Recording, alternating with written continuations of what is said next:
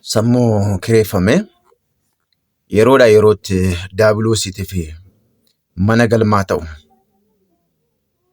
Waaqayyoo nurraati haa eegu. Maqaa Abbaa, kan Ilmaa, kan Hafuura Qulqulluu Waaqayyo tokkotti. Ameen. Maatiiwwan Kiristoos kan jedhamtan hundumti keessan bakka jirtetti nageenya araarri Waaqayyoo isiniif haa baay'atu jechaa akkamiin nageessani? Akkam turtani? Ameen. Eegumsi Waaqayyoo abbummaansaa nu wajjiniin ta'ee kadhaan haadha keenya dubroo Maariyaam eegumsa argamoota Waaqayyoo jaalalli duuka bootisaa nu wajjiniin ta'ee nu haa eegu. Akkamiin nageessani? Namoonni viidiyoon kun isin bukkee ga'u.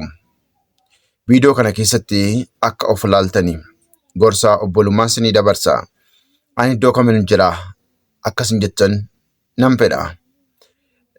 Mata-dureen barnoota keenyaarraa Geeta Karaayyee Cinqillaatidha. Geeta Karaayyee Cinqillaat yookaan sammuu kireeffame isa jedhu.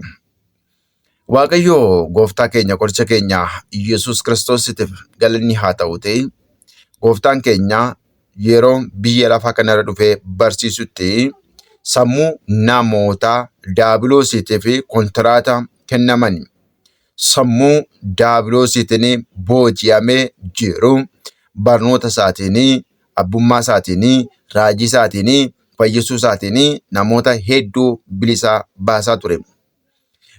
Haa ta'uyyuu malee erga gooftaan keenya Yesuus Kiristoos hojii fayyisummaa isaa sana raawwatee kabajaan gara samiitti ol ba'eetis immoo duuka bu'oonni akka namoonni garba seexanaa hin taane gochaa turan. Ergaa qulqullicha Phaawulos gara saba Galaatiyaa boqonnaa 5 gaafa ilaallu egaati garbummaadhaan hin jiraatinaa erga jedheeti waanjoo garbummaatiin immoo maal hin qabamiinaa jedha. Garbummaadhaan jiraatinaa waanjoo garbummaatiin hin qabamiinaadha. Namni waanjoo garbummaatiin qabamu inni duraa sammuu isaatu qabama. Sammuun namaa akka garba ta'ee amannaan akka garba ta'e of amansiisnaan garbadha. Garba jechuun isa gurguramu miti. Tagaajii ta'uu jechuudha waa tokkootiif. Haa ta'u malee mata-dureen dubbii kiyyaa sammuu kireeffame isa jedhu. Mee isin sammuu keessanii kiraa kennitaniitu jirtu moo kan namaa kiraa fudhattanii jirtu moo kanuma keessaniitiin jiraachaa jirtu? Namoonni viidiyoo kana ilaaltanii. Haa ta'u malee sammuu kireeffame gaafa jennu bakka lamatti adda baasnee ilaalla. Tokko fedhiidhaan kontiraata kan kenne jechuudha sammuusaa. Namni tokko nama ta'e otoo jiru qaama biraatiif yaadasaa, eenyummaasaa, barasaa, kaayyoosaa kontiraata kennuu jechuudha. Akkam yoo jenne namni tokko lafa tokko kontiraata waggaa 3 qotadhaa yoo jedhee ni mallatteessa. Eenyujiin abbaa lafaa sana wajjiniitiin mallatteessee walii galtee raawwata. Waggaa 3 qofaa fi lafa sanarraatii aangoo qaba qotachuudhaaf. Qotachuufis dhiisuufis aangoo hin qabu sana. Akkuma kanaa mana yoo kireeffanne immoo mana yoo kireeffanne dirqama mana kireeffanne sana keessatti nurra jirutu jira. Tokko mana sana eeguu diiguu hin qabnu. 2 akka fedhii abbaa manaa sanaatti keessa jiraanna malee akka fedhii keenyaatti keessa jiraachuu hin dandeenyu jechuudha. Akka fedhii keenyaatti keessa jiraachuu hin dandeenyu. Mana kireeffame kana jechuudha. Mana kireeffame kana keessaati agbaabii malee yoo keessa jiraanne kanaatiif sammuu kireeffame gaafa jennu immoo akkuma mana kana akkuma lafa kana kan kireeffamu jechuudha. Kallattii meeqaan isin jedhe kallattii lamaan kireeffamaa jechuudha. Tokko fedhii isaatiin jaallatee filatee kiraa kennuu jechuudha. Eeyyutti kiraa kenna? Daabiloositti. Ati sammuu kana keessatti naggasii. Daandii barbaaddeerra sammuu kana buusii. Nama kana daandii kana abbaa barbaaddeerraatii kaasee abbaa barbaaddeerra buusii jedhee namni fedhii isaatiin kan kennu jechuudha. Sammuun fayyaa mitaanaan harkis luktis hundumtuu fayyaa akka hin taane beekamaadha. Sammuun fayyaa mitaanaan jechuudha. Amma namni gaafa dhukkubsate gaafa jedhu sammuu dhukkubsate jenna malee Harka jenna gaafa fakkeenyaaf namni maraatee yookaan daandiirra deemu maal jenna sammuu dhukkubsatee jenna. Akkuma kana namnis immoo fedhii isaatiin garba daabiloos ta'uu jaallateera taanaan sammuun isaa waan kiraa kennameera jechuudha. Eenyutu isuma kiraa kennate jechuudha. Eenyutu kennata? Daabiloosiitii fi hojjettoota daabiloositti kiraa kennataa jechuudha.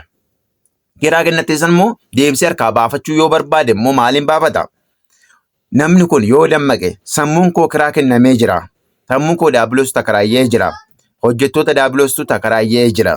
Kanaatti sammuu koo kana bilisa walaban baafadha jennaan immoo maal gochuu qaba?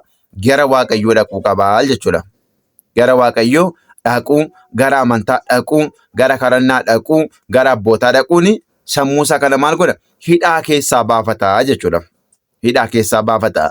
Baay'ooliin keenya beeknes otoo hin beekin sammuu kireessinee jirra. Fakkeenyaaf faashiniidhaaf, miidhaginaaf. Fakkeenyaaf ammoo obboloonni shamarranii gaafa ilaaltan hunda otoo hin ta'in gimmaashni keessan mee of ilaalaa. Abbaa ta'etti bareeduudhaaf jecha akka abbaa bara ta'een ta'a jechuudhaaf jecha ajaja wangeelaa kan cabsan hin jirtani. Ajaja qulqulluu Phaawulos hin fudhannu kan jettan hin jirtani. Kana jechuun maal sammuun keessan kiraa kennamee jira jechuudha. Maali? Yookaan dibata wayii irratti yookaan kosmootiksii irratti yookaan immoo meekaappii irratti kiraa kennitanii jirtu jechuudha. Isin keessa waan dhuunfaa keessan of marraatan sanitti fakkaata malee isin miti kan of marraa jiru jechuudha. Qaama kan ta'etu qaama sammuu keessan kiraa fudhatee jiru sana kontiraata fudhatee jiru sanatu maal godha? Isiniin gara barbaade si oofa jechuudha. Amma dhaloonni jaarraa kana keessaa maal godha? Sammuu isaa kiraa kennateera. Nama sammuu isaa kiraa kenne yookaan qabeenya barbaacha yookaan zinnaa barbaacha kan kiraa kennedha sammuun isaa. Inni kaan maallaqatti kiraa kenne. Namni maallaqatti cannaqama taanaan sammuun isaa maallaqatu kiraa fudhatee jira. Yeroo maallaqa sana dhabuun maal marachuu jira jechuudha. Inni kaan immoo zinnaa wayii aangoo wayiin argadhaatti kiraa kennee jira. Aangoo sana dhabnaan inni kubsata jechuudha. Maali? Kiraa kennamee jira waan ta'eef sammuun. Sammuu keessan kiraa kennitanii taanaan yoomiyyuu isin kan keessan miti. Yoomiyyuu jireenya gadadooti kan jiraattani. Sammuun keessa yeroo hunda sin ceephaa.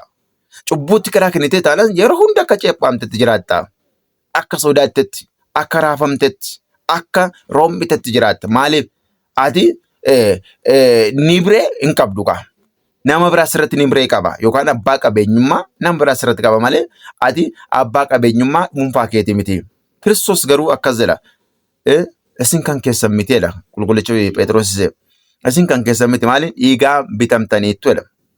Dhiigaan isa bitamte dagatte wulataa gooftaan Yesuus Kiristoos qaraanii irratti sii kaffale dagatte sammuu kee kiraa kennite sammuu keetiin ofii keetiin of jiraachisuu dadhabdee of marra'uu dadhabdee amantaa keessa of tursiisuu dadhabdee sammuun kiraa kenname sun amantaa keessaa bayi faashinii hordofi sirbi eeyyi haati eejji siin jedhee gara sanatti si oofaa jira jechuudha. Mi'a tamma sammuun kee kun kanuma keetidha. Namni viidiyoo kan ilaalaa jirtu sammuu keetiin jirtaati. Sammuu uumamaatiin jirtaa. Naachuraal maayindii keetiin jirtaa. Dhugaadha. Takkaa waan ta'etti tukuratti goote takkaa cannaqamtee hin beektu. Waan ta'e gaafa galma sii ga'uudi takkaa boossee hin beektu. Ayi carraa koo jettee of abaartee hin beektu. Sammuun kee kiraan kennamne taanaan maaltu cannaqare? Namni sammuun isaa kiraan kennamne akkoo Kiristoos tamaneetu Kiristoos hundumaa kenne ciisa. Waa'ee borii hin dhiphatinaa jedha gooftaan. Ati waa'ee borii dhiphata taanaan sammuun kee sammuu kiraa kennamedha. Waa'ee baha keetii gala keetii cannaqamta taanaan sammuun kee kiraa kennameera. Kan keemte jechuudha. Maaliif? Lamin immaatti cannaquun jedha gooftaan Yesuus Kiristoos. Uumaatti iyyuu hin dhiphatinaa. Gooftaan inni si uume uumaatti iyyuu hin dhiphatiin eeggasiin jedheeti lakki nan dhiphadhaa eegga jetteeti. Sammuun kun kan keetiire. Dhuguma sammuu keetiin jirtaareeti. Dhuguma ati of taatee jirtaare of laali jechuudha. Gooftaan kee Yesuus Kiristoos waan nyaattani waan dhugda itti hin dhiphatinaa jedhe. Ati immoo dhiphatta taanaan lakki gooftaan ati naan taane ati dhiphattiin jette inni sirrii miti. Ani immoo dhiphachuu naa wayyaa yoo jette sammuu keetiin jirtaati. Sammuu keetiin jirtaa. Maal akka nyaattu akka dhugdu dhiphatiin ansin jiraachise eegga jedhe lakki ati hin dandeessu. Anatu of jiraachisa anatu dhiphataa ofii kootti dhiphatee of jiraachisa eega jette sammuun kee fayyaadha. Agartanii baay'uliin keenya hin beeknu malee sammuun keenya sammuu karaa kennamedha. Baay'uliin keenya tizzi nuun jedhu malee sammuun keenya sammuu karaa kennamedha. Waaqayyo karaa kana keessaatti nuuf haa baasu. Sammuun karaa kennamee yeroo hundumaa kirriim kotti rarra'edha. Waan hundumatu laasa. Suni galee kiristaanota. Eenyummaa kee maaliif dhabde? Eenyummaa keenyus seelaa fudhate. Akkati of ta'uu hin dandeenye maaltu si godhe? Akkati of ta'uu hin dandeenye. Akkati ofii keetii of abboomuu hin dandeenye. Foon kee abboomuu akka hin dandeenye. Eenyummaa kee abboomuu akka hin dandeenye. Maaltu si dhorke? Maaltu si dhorke? Dhugaadhaaf akkana jajamne maaltu si dhorkee jedha qulqulluun Phexros. Ayyachu ለእውነት እንዳትታዘዝ ማን ከለከላችሁ?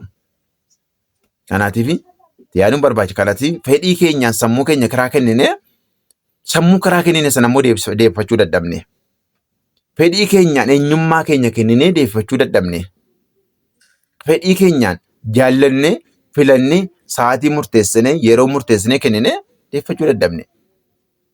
Kallattii adda addaatiin sammuun namaa kan kontiraata kennamedha malee ergitanyaadha. 7% 75% eenyumtu sammuu isaatiin akka hin jirre nin dubbadha. Namoota muraasa namni sammuu isaatiin jiru akkam jedha. Inni kaani jaalala bu'aan buusneef kiraa kenna. Si waxaatonni dargaggoonni dhiiraas dubaraas jaalala galma hin geenye ganamaa galgala ciisicha dabdanii boo'ichaan nyaatannaa nyaatamuu dide dhugaatinaa dhugamuu dide jettanii awwaara kaastanii. Sirriidha kun. Sirriidha sammuun kee kiraan kennamne taanaan sammuun kee wanti ittiin qabamne taanaan sirrii akka hin taane hubadhu. Waaqayyoon waa gargaaru. Kanaatiif fedhii keenyaati sammuu keenyaa tokko kiraa kennineerra jechuudha. Kanaatiif isa fedhiidhaan kennite kana fedhii keetiin deeffadhu. Fedhii keetiin deeffadhu. Daandii qabadhu. Daandii dhugaa qabadhu. Daandii qajeelinaa qabadhu. Daandii waaqayyoo jaallatu qabadhu. Fedhii keetiin. Fedhii keetiin akkuma karaa kennite fedhii keetiin deeffadhu. Waaqayyo isaa gargaaru. Amma haalan ta'ee jedhee of gaafadhu. Yeroo waan ta'e dubbatte amma haalan ta'e. Yeroo waan ta'e amma haalan ta'e jedhiitii of gaafadhuuti. Daandii qajeelaarra bu'i. Hammeenyarraati. Jibbinsarraati. Gooxummaarraati. Kifuu kana yaadurraati. Of deebii of ta'i. Namni kifuu yaadu jechuudha nama of hin taanedha. Nama of hin taane. Nama of hin taane beektu eenyummaa isaa kan hin beekne jechuudha. Namni hamaa yaadu. Hammeenyi immoo jalqaba eenyuun gubdi namichuma gubdi. Hammeenyi jalqaba namichuma gubdeetu namicharraati immoo maddite qaama biraa dhaqxee gubdi jechuudha. Kana jechuun namni sammuu isaatiin hin jirre namni sammuu isaa jalaatii fudhatamee jiru kana. Inni lammataa immoo sammuun namaa inni lammataa maaliin kiraa? Seexanaatiin kiraayii kennamaa jechuudha. Seexanaatiin kiraayii kennama akkamitti jedha. Cakarraa barnoota namaa abbaan ta'e barnoota hin danda'u yoo ta'e hiriyaan isaa immoo barnoota danda'a yoo ta'e seexanaatiin sammuu sanaa fidii kan koo keessa naa kaayii jedhan. Sammuu isaa naa fidii kan koo keessa naa kaayii jedhan. Kana jechuun maal jechuudha seetanii? Sammuu isaa fidii kan koo keessa naa kaayii jechuun maal jechuudha seetanii? Sammuun nama sanaa kiraayii naa fidii. Amma inni irraa deeffatutti. Amma inni harkaa baafutti sammuu isaa ani ittiin fayyadama. Jedhanii sammuu namaa fudhachuu. Namni suni amantaan hin jiru. Naamusni hin jiru. Baskaan hin jiru. Taanaan namni sun sammuun isaa akkuma jalaatii fudhatame tafa baazanaa. Baazanaa jiraata jechuudha. Sammuun nama seexanaatiin kiraayii jalaa kennamee jechuudha. Hin barataa galmaan ga'u, hin dubbisaa, hin hubatu, hin hojjetaa barakati hin qabu. Namni kamtu namni sammuunsaa seexanaatiin kiraayii jalaa kennamee jechuudha. Inni lammataa immoo carraa isaa kiraayii kennu. Eenyutu carraa isaa kiraayii kenna? Matatanyoota dagaamotatu nama carraa kee barbaadu sanatti kiraayii kennu. Eenyuutiin? Daabiloos gibrii isaa, fedhii isaa gaafa argatu sammuu kee fuudhee, carraa kee fuudhee kan nama sanaa godha. Kan kee daandii cufaa, kan nama sanaa daandii banama. Egalee kan kee daandiin cufamaa, kan nama sana daandiin banaadha. Ati hin beelofta, namni sun hin quufa. Ati si fuulli kee sun turraa, kan isaa fuulli ifaadha. Ati asiiti ganama galgala faatee uumaatti bahuu dadhabdaa, inni immoo ciiseetu waa beekatti ba'a. Carraa keessa yalaatti kiraay fudhateetu ofiisaatti itti jiraata. Ma eenyuutiin seexanaatiin kiraa kenname jechuudha sammuun kee. Inni kaan immoo namummaadhuma kee kiraay fudhata. Eenyummaadhuma kee muluu lamulu kiraay seela fudhata. Ati eeyyamtee otoo hin ta'in dirqamaan jechuudha. Dirqamaatiin maal godha? Sammuu kee naannessee, eenyummaa kee naannessee kiraay si fudhata jechuudha. Kana jechuun maal jechuudha? Garba si godhata jechuudha. Eenyummaa hin qabdu, mirga hin qabdu, dubbachuu hin dandeessu, bahuu hin dandeessu, galuu hin dandeessu. Ati maal taatetta? Garba taatee gurguramteetta jechuudha. Garba taatee gurguramteetta. Maaliitiin? Seexanaatiin kontiraata kennamte jechuudha. Ebeluutiin hidhii naa kaayii, fedhii naaf hojjechiisi. Ganama galgala naaf haa hojjetu. Kaayyoonsaa hundisaa kan koo haa ta'u. Akkan jedhetti baay'ee haa galuu jedhetuun kontiraata si fudhata. Akka ati peestaalii sassaabdu, akka ati isa qabdu bukkuun gootee darbattee gattu si taasisa. Siigalee eenyuutiin seexanaatiin kontiraata kennamtaa jechuudha. Namoonni baay'een kontiraata kennamanii jiru. Namoonni baay'een immoo kontiraata fudhatamanii jiru. Namoonni baay'een eenyummaan isaaniirraa gaafafame, eenyummaa wayii uffatanii kan jiraatanii namoota kontiraata kennamanidha. Namoonni baay'een matatiidhaan digimteen kan hidhaman ikkoo seexana kontiraata fuudhee waggaa meeqaaf hidhi. Namichi dammaqnaan hidhaan sun ni hiikkata. Namichi sun hin dammaqu taanaan hidhaa irratti hidhaadha. Kontiraata jechuudha. Kontiraata hidhamuu, kontiraata hidhamanii taa'uu, kontiraata joonja'anii taa'uu. Namoonni baay'een akkattiin kan wal balleessan jiru. Kan akkatti wal balleessan jiru. Daandii walii kan balleessan, carraa walii kan balleessan jiru. Ebeluutiin naa hidhi jedhee kontiraata hidhaa kan ajaju jira. Lootu su'aati. Namoonni akkas godhanis akkas goisanii edimeen isaanii akka baalaati. Edimeen isaanii akka baalaati. Umurii dheeraa hin qabani. Kiristoos irraatii hiree hin qabani. Du'uun isaanii du'a fokkisaadha. Boo'ichi isaanii boo'icha eenyumtuu dhaga'uu fi hin qabnedha kiristaanota. Kanaatiif sammuun namaa karaa lamaan kireeffamaa jechuudha. Tokko abbumatu kiraa kenna, lama immoo karaa seexanaatiin, karaa warra hamaatiin, karaa warra kifuu godhaniitiin deebisee kiraa kennamaa jechuudha. Kana keessaati bahuudhaaf yaadanii beektu. Kana keessaati bahuu barbaaddaa. Waaqayyo si haa gargaaru. Namoonni hidhaa akkasii keessa jirtanii hidhaan isaa hidhaa baay'ee ulfaataadha. Namoonni sammuun keessan karaa seexanaatiin kiraa isin jalaa fudhatame fi namoonni fedhii keessaniin kiraa kennitanii inni kan namootaan kiraa isin jalaa fudhatame bahuun salphaadha. Fedhii keetiin kenninaan garuu bahuunsa baay'ee ulfaata. Fedhii keetiin kenninaan baay'ee ulfaata. Garuu fedhii kee miti taanaan deeffachuudhaaf baay'ee salphaadha. Tokko sammuun kee kiraa kennamee jira. Eenyummaan kee kontiraata kennamee jira. Moo atuu nama kontiraata fudhattee jirta mee atumti? Mastafaa qareen nama kontiraata hin fudhanne. Budaadhaan nama kontiraata hin fudhanne. Matatiif digimtiidhaan nama kontiraata hin fudhanne. Hin fudhanne. Ebeluun na didde. Ebeluun na dide. Jettee mastafaa qariitti ergitee hin beektu. Itti erguu baattullee otoon akkas godhe bareeda jettee yaaddee hin beektu. Yaaduuf gochuun maalummaadha garaagarummaan isaa maali? Mucattii kanan balleessa, mucaa kanan balleessa, barsiisaa kanan balleessa itti yaaddee hin beektu. Matatanyootaaf dagaamota wajjiniitiin marii jechuudha telegiraamiidhaan haayi waliin jettee hin beektu. Obboleettii kee qabeenya ishii barbadeessee kan kee godhachuudhaaf yaaddeen beektu? Suura ishee argiteen beektu namatti? Mijattii kana na rakkise jetteen hin beektu? Abbaa biyyee waa'ee mucaa kana na rakkiste. Hojiin akkana hojjedhaa biyyattee obboleettiin kee akka ishiin xaxamtu hawwitee hin beektu? Gaafa obboleettii kee xaxuudhaaf karoorsi sana xaxamte ati. Gaafa ishee ajjeesuu yaalti sana duute ati. Foonii fi lubbuu kee wal keessa malee duuteetta ati. Deebiiti gaabbii galeeshii kiristaanaa. Egaa ati namoonni akkasii keessa jirtanii Faarsaa Daawit 34 si'a meeqa? Si'a 7 tsalootii godhadhaa. Faarsaa Daawit Faarsaa 34 si'a 7 tsalootii godhadhu.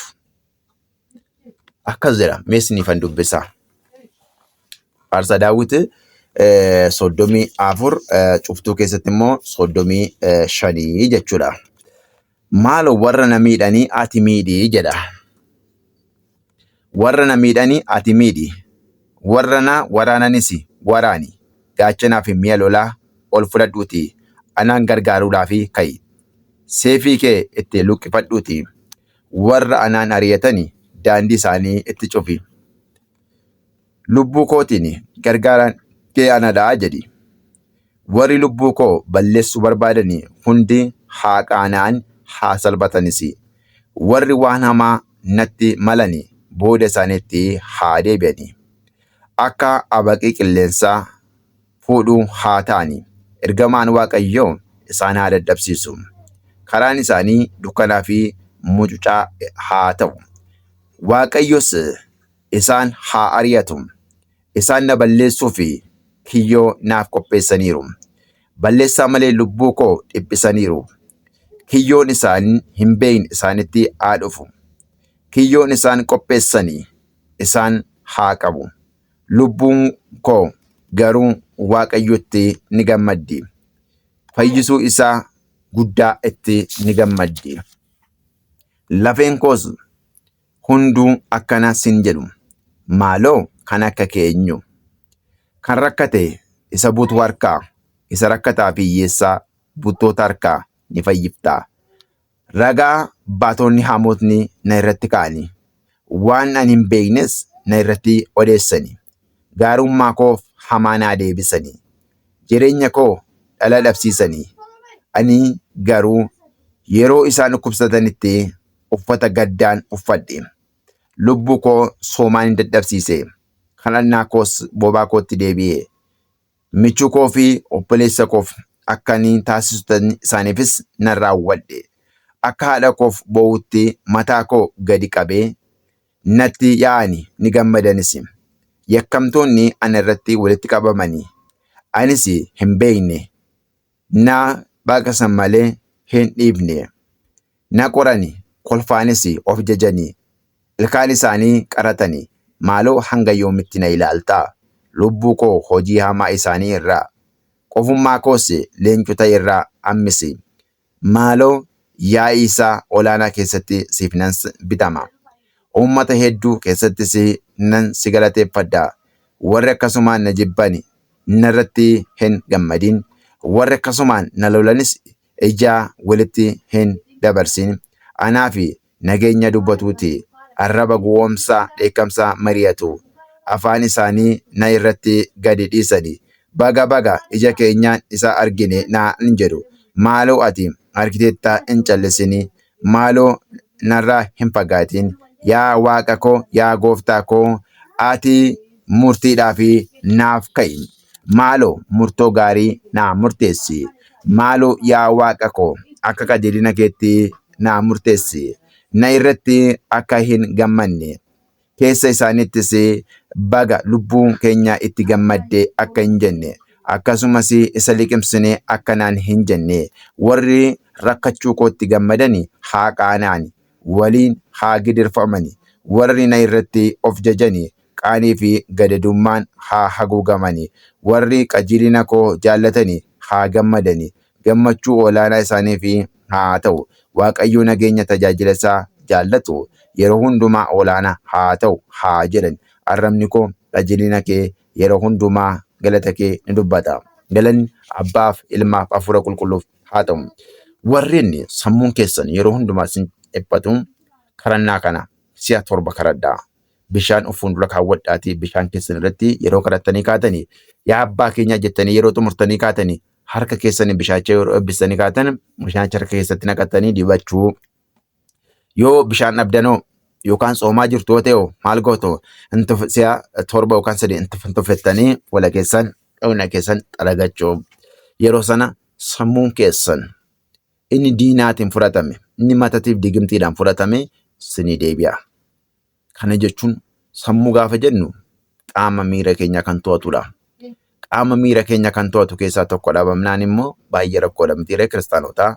Kanaatiif Waaqayyo akkasii gargaaruuf kadhadhu deebi'a amantiidhaan. Sammuu keenya warri fedhiidhaan kennes warri seexanaatiin nu jalaa fudhatames yoo gaabbiidhaan deebine eenyummaa keetti deebina. Yoo Waaqayyotti deebine of ta'utti deebina. Yoo amantiidhaan jabaannee jiraanne Waaqayyo nu gargaara. Yoo nuti amantaatti cimnee jiraanne Waaqayyotu nu gargaara. Kiristaanotaa akka Waaqayyo isin gargaaruuf immoo jabaadhaa. Waaqayyo gooftaanii isin haa gargaaru. Bara keenya nuuf haa eebbisu.